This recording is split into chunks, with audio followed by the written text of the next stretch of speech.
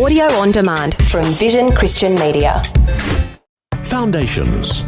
Very much has a lot to do with identity. And so poor Joseph has his identity, his position, his standing, his status, everything taken away from him. Clothing, yes, but everything completely stripped, and twice. That's right. Foundations. Understanding the Jewish foundations of our Christian faith. With Robbo Robinson and Mandy Warby. In our last program, we began looking at the places in the Bible where words or themes repeat themselves, and that those repeats are not because the authors weren't graced with broader vocabularies. The repeat of words, symbols and themes to the Jewish mindset means that there's significance and even hidden meaning that needs to be uncovered. We looked at one example last time, and in this program we're going to look at another example, also from the life of Joseph.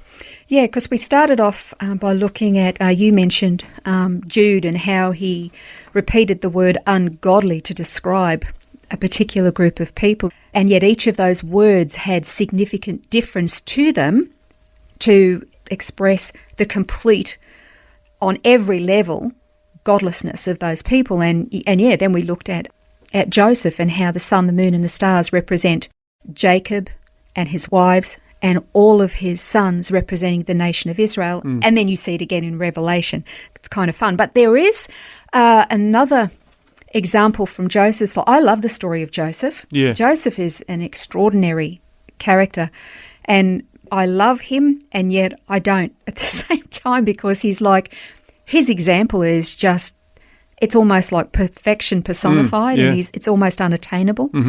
Such a great example. But I guess the most common or well-known aspect of Joseph was his coat of many colours. Yeah, that's right. And you think, why was that so important? Well, we read about this in Genesis 37, verses 3 to 4. It says, "Now Israel loved Joseph more than all of his sons, because he was the son of his old age, and he made him a vari-coloured tunic. His brothers saw that their father loved him more than all his brothers, and so they hated him and could not speak to him on friendly terms." Like it was Joseph's fault, you know? Yeah, that's right. But boy, oh boy, what a parenting lesson. So, of course, we know the story that unfolds from this point on. You know, the brothers were out looking after sheep. Israel sends Joseph out to check on them, see how they're going. And when they see him coming, their hatred for him is so high that they actually were going to kill him at first. And then they thought, oh no, let's not kill him. We'll just sell him as a slave, which is, I mean, he is, after all, our brother. Oh, that's didn't right, they say? exactly. Like, yeah. my gosh. Like, what were they thinking? Yeah. Anyway, so he was sold into slavery to Midianite traders and ended up in Egypt working for Potiphar. So he ends up, once again, sort of, rises to the top. He's running the whole household and everything for Potiphar. Basically, Potiphar's only concern was what was he going to eat on the day. Yeah. And everything else was up to Joseph. But Potiphar's wife, of course, takes an interest in him and was trying to seduce him. And she said, come and lie with me. But he had great character and said no to that. But, of course, she stole his jacket as he ran away from her, and she accused him of rape, and he ended up in prison. When I think of Joseph's story, my heart goes out to him, stripped twice. Yeah.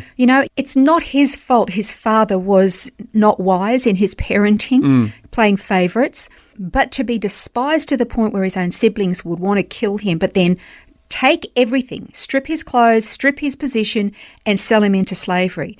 And yet he landed on his feet, and yes, he was always a slave, but he still rose to, as you said, high position in Potiphar's house. And then to be accused of a heinous crime like rape, be stripped again of his clothing, stripped of his position, and then thrown into a pit twice. Yeah, that's right. Twice. And then to a Jewish mind, they go, hang on a second, we're seeing a repeat here. Why is this so significant? So when you consider the fact that Joseph lost everything twice, and it included his clothing and his standing or status. When it comes to clothing, especially like robes, in the ancient cultures, the robe had a lot of significance with regard to authority, and the hem of somebody's robe could even be used as a signature, press into a clay seal. This was the hem that could prove authentication with regard to laws or permissions or denial of permissions or whatever. And I guess it also has a bit to do with identity too, doesn't it? Very much has a lot to do with identity. And so poor Joseph has his identity, his position, his standing, his status, everything taken away from him. Clothing, yes, but everything completely stripped, and twice. That's right. And so I guess it's pretty significant when he finds himself in that prison, as you said, the second time stripped, the second time demoted, the second time in a pit, Yep. he would have been justified to think, my life's over, God's left me for dead, woe is me. But it seems to be that he just kept his heart and his character and his attitude right the whole way through. And God was training him in incredible... I cannot imagine the emotional trauma and turmoil that he experienced. I mean, I know what it's like to be rejected by some people, but I have never been rejected by all people.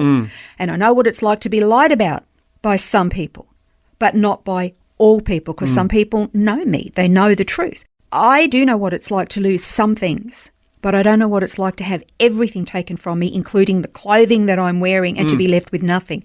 I can't even begin to compare. And, when you think about the culture that Joseph came from and then into the culture that he was then shoved into, basically, which is a very paganistic culture. I mean, he didn't have a pocket Bible that he could just pull out and read scriptures to encourage himself. He's going off memory now. And he never faltered. Yeah. I mean, that's just breathtaking. But, it was this total and complete breaking the second time that really transformed and remade Joseph to not only be used by God to save the nation that he was in at the time, which is Egypt, but to save his own people. Think about it. If Joseph had just been sold and rejected by his family and stayed in Potiphar's house and was never betrayed by Potiphar's wife, he would never have become the prime minister, and he would never have established the policy of saving all the grain that saved Egypt, but also saved his family. That's they right. would have died. The second time was necessary. The first time was this picture of being stripped of everything for replacement and training. The second time as well. I mean, it's kind of breathtaking, the scope of God's sovereignty and his plans, but this repetition of what was God doing? I mean, what was the point? Yeah. Well, we know in hindsight what the point was. Absolutely. Well, the point was interesting because he actually, when he spoke to his brothers after he'd revealed himself to them, told them, and of course they were shaking in their boots thinking, this is going to be the end for us. Especially when their dad died. He wasn't the buffer between them that's anymore. right. Exactly. Terrifying for Yeah. them. So it's interesting to see that Joseph, in all of that, had the perspective that God's been in this. You meant it for evil, but God was in it. And we read that in Genesis 50. And as you say, this is after his father had died. He said to them, "As for you, you meant evil against me, but God meant it for good in order to bring about this present result, to preserve many people alive. So therefore, don't be afraid. I'll provide for you and your little ones." So he comforted them and spoke kindly to them. Isn't that just amazing? But, when I think, okay, the first time he could have risen in the ranks from Potiphar's house up into the position of prime minister if he'd caught the eye of Pharaoh or if Potiphar had promoted him or something. Why the second time? I think because there's a breaking that takes place where it may be, who knows, he was very righteous in his behaviour, but maybe there was a bitterness. I don't know, I'm just speculating now. But why the second time? Why the repeat of this process?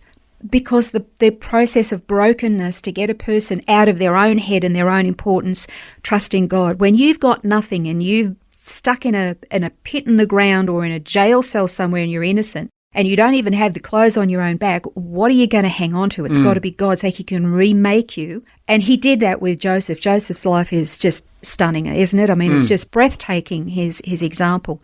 But these repeats are something we need to just keep our eyes on them and search them out when we see them. And you might not find something straight away, but search again, dig a little deeper, and you'll be amazed at the treasures. Well, that brings today's program to a close, but a reminder that you can listen back to today's episode and others that you might have missed via the free Vision app. If you don't already have it on your device, just search Vision Christian Media on your app store to download it. You can also listen again on our website. Just go to vision.org.au/foundations. We invite you to join us again next time. And if there's a topic that you'd like us to discuss on a future program, I encourage you to get in touch with us via the website vision.org.au/foundations. This has been Foundations, a look at the Jewish foundations of our Christian faith. For study notes, resources and more, see vision.org.au/foundations. Thanks for taking time to listen to this audio on demand from Vision Christian Media. To find out more about us, go to vision.org.au.